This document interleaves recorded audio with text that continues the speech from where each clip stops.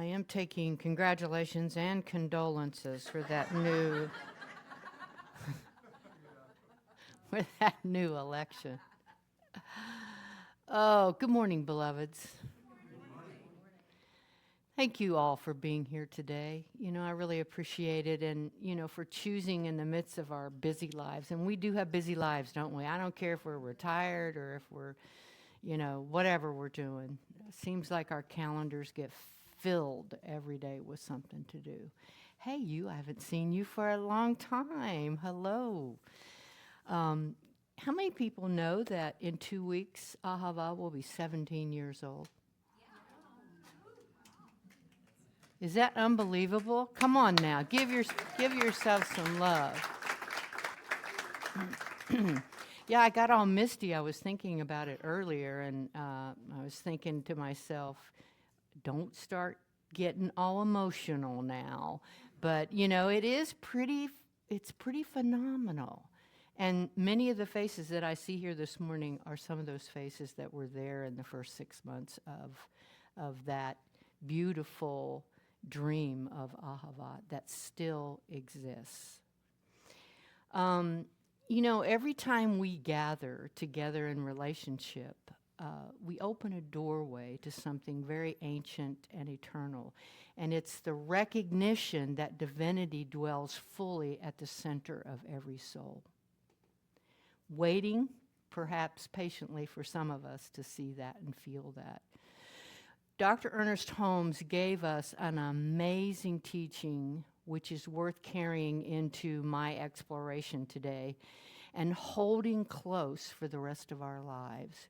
He wrote that we are called to see through the apparent, to realize that at the center of every person's soul, the divine is enthroned. Think about that for a minute. Sit with that image, enthroned, not tucked away in some distant corner of a person's being, but seated at the very center, radiant, sovereign, and complete. This single sentence holds the entire architecture of today's talk. Humanity and divinity become one and the same the moment we fully recognize divinity alive in humanity. And the place where this recognition happens most vividly and most powerfully, and yes, most challengingly, is in relationships. Relationships with our families, our co-workers, our spiritual communities, our oldest friends and our newest acquaintances. Even the stranger that crosses our path for a single afternoon and leaves an imprint that lasts for years. Holmes goes further and tells us how this recognition actually happens. Any ideas how this recognition actually happens? It's called compassion. The most gentle of human virtues, for it is the outpouring of the divine givingness through all. Compassion is the tie that binds us together in mutual understanding, the shared and unified attempt to uncover the divinity quietly glowing and growing in each one of us. And it's the recognition that continues our growth. Every act of real compassion, then, is an act of spiritual recognition. When we extend care to another person, we participate directly in revealing the divine who already sits enthroned within them. So today I want to share 3 ideas that build towards this recognition together. First, I want to explore the masks that we wear and the way those masks shape every relationship we hold. Second, I want us all to consider a radiant teaching from the science of mind that the truth is healing. The truth about healing is really a revealing. And third, I want to look closely at authenticity as the very foundation for deep, soulful connection. You know, I'm standing here looking at you all, and I'm thinking in my mind, I'm getting a download. I'm thinking in my mind that we see each other all the time, but do we really look at each other? Do we really look deep within the souls of the people we see and embrace that idea that the divine is right there staring back at us? You know? Think about this. All of life is a relationship. Every encounter offers us a mirror, a parent, a partner, a colleague across a conference table, or even on Zoom, a person waiting beside us in line, perhaps at a grocery store. And one of my favorite places, the DMV. That's where I really practice compassion. You know, the quality of our relationships reflects the parts of ourselves we show freely and the parts we keep carefully veiled behind a practiced, well-rehearsed mask. I'm a different person than I was 17 years ago. You know, when I first came here and we, along with many other people, started Ahava, and I literally was flying by the seat of my pants. But I created relationships that last today, that are beautiful, patient, compassionate, loving relationships. Prentice Hemphill, in the beautiful book, What It Takes to Heal, offers language that speaks directly to our spiritual work today. Hemphill describes our masks as the parts of ourselves that wear them as passed down to us long before we arrived to put them on ourselves. Let's think about that. A mask often begins its life as a form of protection.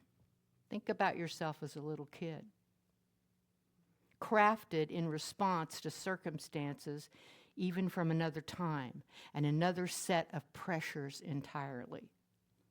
Once we understand how and why a particular mask came to be, we gain the clarity to set it gently aside and find our way back towards something closer to the truth of who we are. Here's the beautiful part. When we do this, everything shifts. When we allow our emotions to move freely again. How many times have we said to ourselves, I just got to push this down right now and get on with my life. I'll check in with it later. Feelings that once stayed frozen or pushed down begin to thaw, and old defenses soften. Hemphill writes about relating to one another in an undefended way and finding a path toward each other through that openness, taking that mask off. Picture what that actually looks like in daily life. Meeting a colleague's frustration or anger with curiosity rather than a rehearsed comeback. And we all do this, myself included. Can you remember a time when you actually sat there and you really wanted to say something and somebody's talking and you're not listening because you're thinking about what you're going to say to them? Meeting a partner's silence with patience, presence, rather than assumption. Meeting our own reflection in the mirror with tenderness, as you heard of the reading, rather than the old familiar critique. Relating in an undefended way asks us to lead with an open hand and an open heart, letting genuine curiosity guide us rather than armor and old habits. How many cliches do we hold on to? How many times do we say, they just don't know the truth of who they are? Ooh, is that my decision? Mhm. Here is a teaching worth holding as sacred wisdom for our path forward. Dropping a mask asks for far more than simply changing a thought. Healing calls us into full embodiment, a growing awareness of our emotions, our habits, and the sensations that live quietly in muscle, in breath, and in bone. And Science of Mind honors this beautifully. Affirmative prayer and spiritual treatment walk hand in hand with the felt, lived experience of the body, because spirit moves through flesh as freely and as fully as it moves through our minds. The body becomes a sacred instrument of revelation, carrying wisdom that the intellect alone sometimes takes years to catch up with. How many times have you ever said, but my gut is telling me something different? As we uncover our authentic selves, layer by layer, breath by breath, season by season, we grow more capable of meeting others with genuine compassion. Compassion flows more easily from a revealed face. This is who I am. This is who I am. From a revealed face than from a guarded one. When we soften our own armor, even slightly, we create room for someone else to soften theirs in return. We get to be who we are. There's nothing that's said when we came to the planet that we have to pretend we're someone else. We get to be who we are. And this becomes the sacred exchange living at the center of every meaningful relationship. Two souls willing for a moment to set down their defenses and simply meet. And actually mean it when they say, "How are you? How are you doing today? For real, how are you?" Carl Jung said, "We spend the first half of our life building a mask and the second deciding what to do with it." Whether we keep performing the role we polished for the world or begin the harder work of integrating the parts we left out. Science of Mind offers us a radiant teaching here, one that can transform how we hold our growth and how we support the growth of everyone around us. Wholeness already lives complete within every person. We can acknowledge that. Present from the beginning, present through every difficult season, present right now in this room.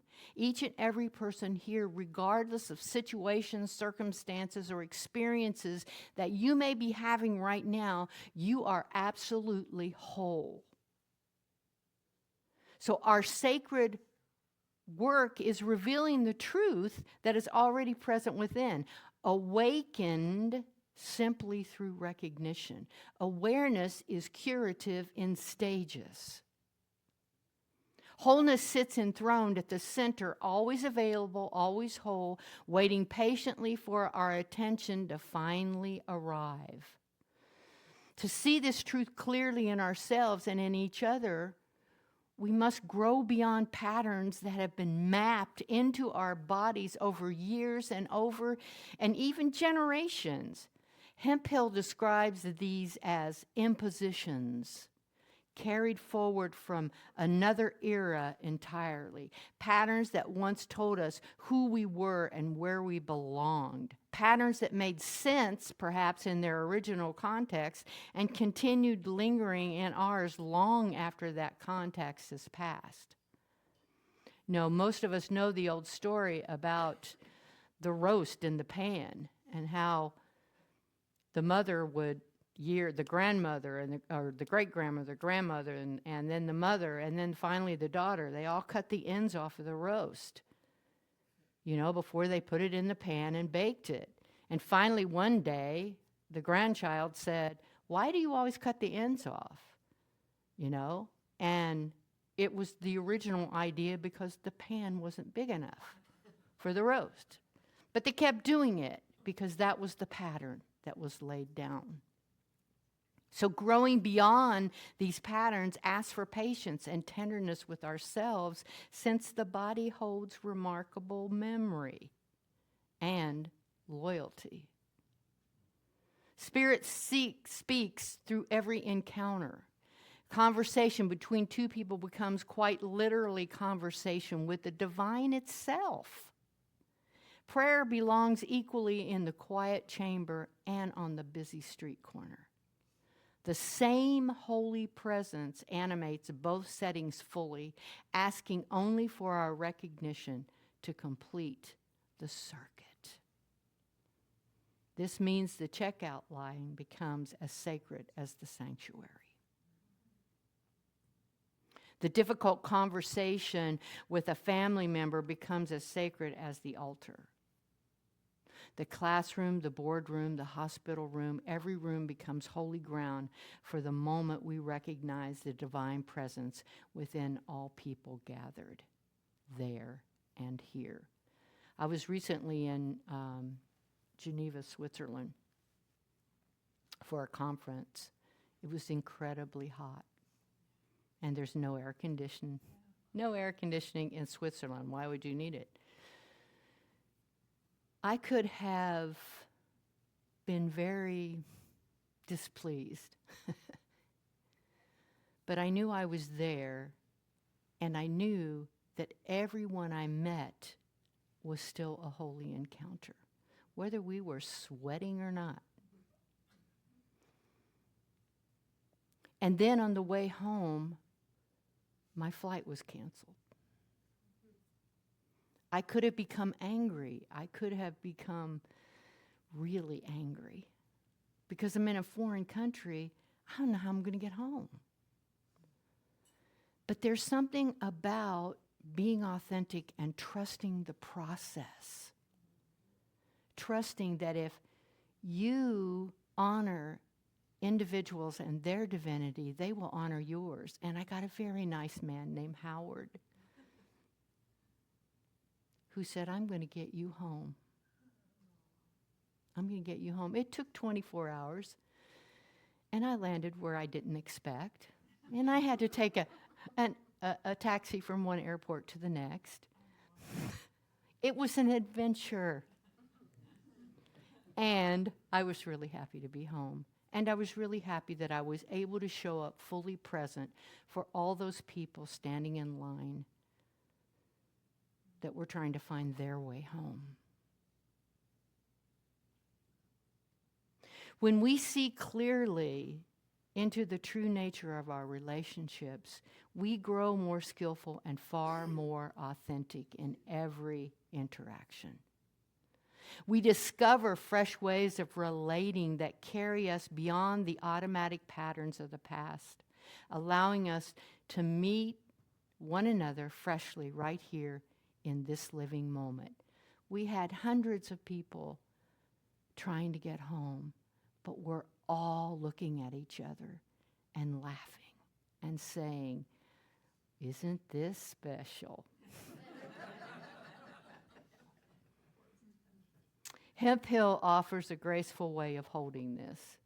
We honor our history fully while moving forward from its wisdom, carrying its knowledge as a gift rather than a chain around our ankles. This is beautifully aligned with our own spiritual philosophy because we bless the past for the lessons it carried, and we release our grip on it as the final authority over who we continue to be and who we continue to become. This is sacred work, my friends, and it asks real courage from all of us. Revealing the divine truth already alive with someone else means we see all of who they are and honor all of it. How many times do you turn to someone on Sunday morning and say, "Thank you for being a reflection of me"? Do you really know what you're saying? Authenticity forms the very foundation for deep soulful connection. Many forces press against our authenticity across a lifetime. Internal parts and mass we carry quietly within, alongside external pressures pressing in from outside. Societal expectation, historical injustice, cultural and political systems that elevate certain voices while pressing others toward the margins. Hemphill offers a striking reframe worth holding closely in our hearts. Authenticity grows as a chosen way of being. Let me say that again. Authenticity grows as a chosen way of being, a way we decide to interact with the world rather than a fixed trait someone simply happens to possess from birth. Authenticity is a willingness, even a developed ability to stand fully as oneself while remaining in active, ongoing discovery of who that self continues to be. Now, this framing feels deeply aligned with our own teaching of science of mind. We are each an unfolding, ever-expanding expression of the one life, forever becoming. It doesn't stop. Forever discovering fresh dimensions of our own divine nature. As I said before, I am not the person I was 17 years ago, and I would venture to say, with the exception of some of our youth, that neither are you. And this framing feels deeply, deeply aligned. Being authentic asks us to speak to the truth of our experience honestly as beautifully messy, wonderfully complex human beings. Real risk sometimes accompanies this kind of honesty, and certain moments in our cultural reward the polished mask over time, the true unpolished mask. Even so, Hemphill offers a phrase worth holding as sacred wisdom for the rest of our lives. Authenticity is the root of vulnerability, of intimacy, of relationship. Sit with that lineage for a moment. Authenticity gives rise to vulnerability. Vulnerability gives rise to intimacy, and intimacy gives rise to relationship in its fullest, richest, most sacred form. Each step depends entirely on the step before it. When we remove our own mask, even partially, even for a single conversation, we extend an open invitation for everyone around us to remove theirs as well. One authentic gesture ripples outward, granting permission for authenticity to blossom in every direction it touches. It doesn't matter how many people are in this room. What matters is who is in the room. Because by showing up, you are showing willingness to continue to grow, continue to expand, and continue to be your authentic self. This ripple carries enormous spiritual power. A single willingness to be truthful, truthfully seen, can transform an entire room, an entire friendship, an entire family system that has passed old patterns down for generations. Relationships serve as the crucible for our growth and our evolution. Each of us experiences the world through our particular lens, carrying our own parts, our own disappointments, our own glories, and our own mass that once served us beautifully, that once offered real protection, and that now sometimes stands between us and full, authentic living. Between us and the wholeness waiting, quietly maybe and patiently, eternally in everyone we meet. Learning to embrace our thoughts, honor our bodies, and welcome our vulnerabilities gives us the sacred choice to live authentically. This choice, in turn, deepens every relationship we hold.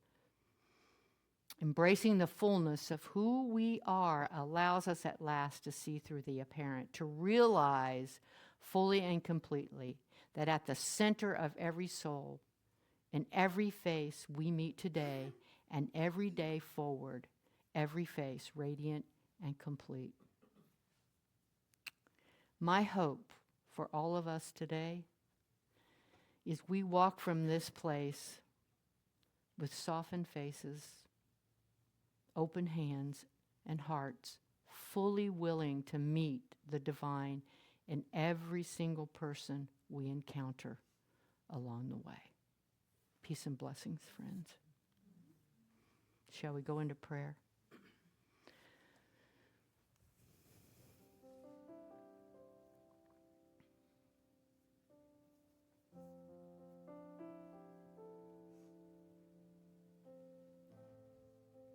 I am mystified in this moment by the eternal. I am mystified by the divine in each and every soul fully present here, those who could not be with us. I am mystified by the truth that there is only one. There's only one life, one mind, and that is my mind now, my life now. I know this source that creates out of itself, never diminished by its creation, right here and right now, is the living presence, not only as me, but as each and every soul. I know this power and presence as love. I know it as joy. I know it as authentic living. I know it as taking the mask off and standing fully in the divinity, which is the birthright of every heart. I know that this life eternal not only is love and joy, is power, is order, is all of these things, yet it simply is no thing, it simply is. It is that power and presence that has always been and shall continue. And so I know right here and right now, as I speak my word, fully embracing this truth, I speak it for this community, knowing that this community, ahava, the Hebrew word for love, is expanding regardless of appearances or expectations. That this community and each and every heart here is fully realized through that authenticity, that each and every person gets to be who they are, and that everything is in divine order for not only every individual, but for this community as it expands and grows and welcomes and opens up to the newness, the evolution that has called it forward. I know everything is in divine order, for there's nothing but the divine. And so I know that Ahava is supported generously, openly, through gratitude and love for this sanctuary of light that continues to become brighter and brighter and brighter. I'm so grateful to know this truth and to speak my word this day, knowing that we are coming upon this beautiful anniversary of light. And I celebrate that. I'm grateful for that. And it is with a grateful heart that I simply release my word into the perfect universal law, the law that only knows yes, yes, yes, my beloved, yes. I lovingly stand in the place of yes, the place I call grace, as we all say together, and so it is. Thank you, beloveds.